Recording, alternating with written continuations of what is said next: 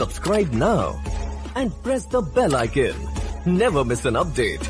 Hello दोस्तों, मैं आपका डेयरी फार्मर दोस्त मधुसूदन हाजिर है फिर से नई और सही जानकारी के साथ।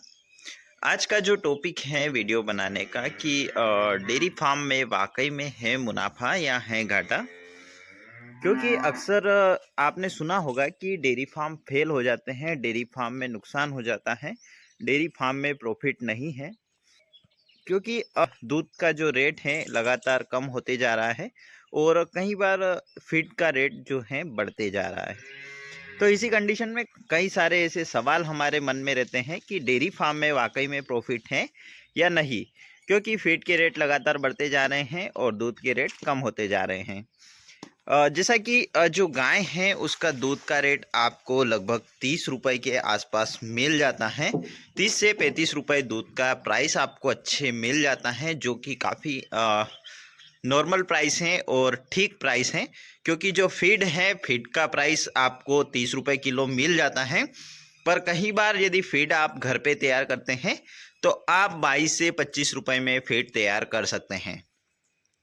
यदि आपके 25 रुपये किलो का फीड तैयार हो जाता है तो आपको डेयरी फार्म में काफ़ी मुनाफा है। जैसा कि हम हमारे डेयरी फार्म का भी बता देते हैं आपको। जो पशु हैं वो काफ़ी लॉन्ग टाइम तक मिल्किंग कर रहे हैं और अब उनको जने हुए काफ़ी समय हो चुका है, लगभग 6 से 7 महीने। यानी जो उनका मिल्क का रेशो है वो कम हो चुका है, क्योंकि अभी वो ड्राई पीरियड में आने वाले हैं। लगभग 6 से 7 पशु ड्राई पीरियड में आने वाले हैं, क्योंकि हमारे सारे पशु की एआई लगभग एक के बाद एक एआई हुई है। तो जैसा कि हमारे सारे पशु का जो मिल्क है अभी हमारे डेयरी फार्म पर दोनों समय का मिल्क 150 लीटर हो रहा है। और जो पशु को हम फीड डालते हैं, जो फीड हम लगभग 75 किलो डालते हैं।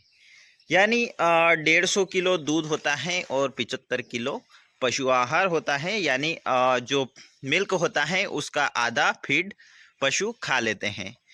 हमारी गायों का जो दूध है वो लगभग 34 रुपये लीटर हमारे डेयरी पर जो मिल्क कलेक्शन पॉइंट है वहाँ तक जाता है। 34 रुपये हमें 1 लीटर के मिल जाते हैं। और फीड का जो प्राइस है हमारे यहाँ, हम जो फीड तैयार करते हैं फीड का प्राइस अच्छी क्वालिटी में 28 से 29 रुपये हमें पड़ता है।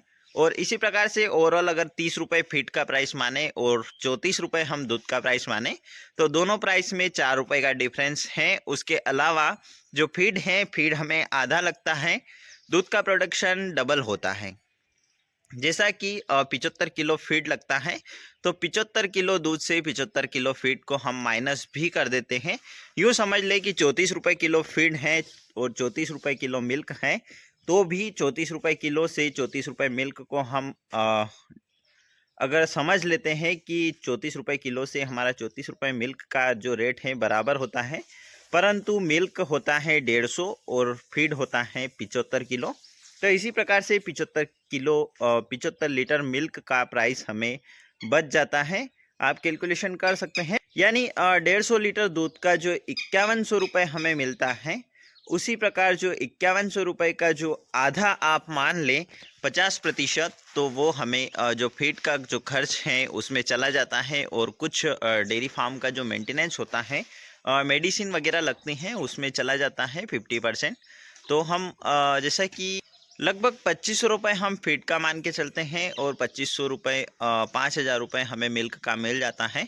उसी प्रकार से फीड का जो 2500 से 2500 हम माइनस भी कर देते हैं तो 2500 रुपये हमें रोज़ाना बच जाते हैं, जिसमें से हम लगभग मैक्सिमम से मैक्सिमम 500 रुपये और खर्च मान लेते हैं तो भी हमें 2000 डेली के बच जाते हैं।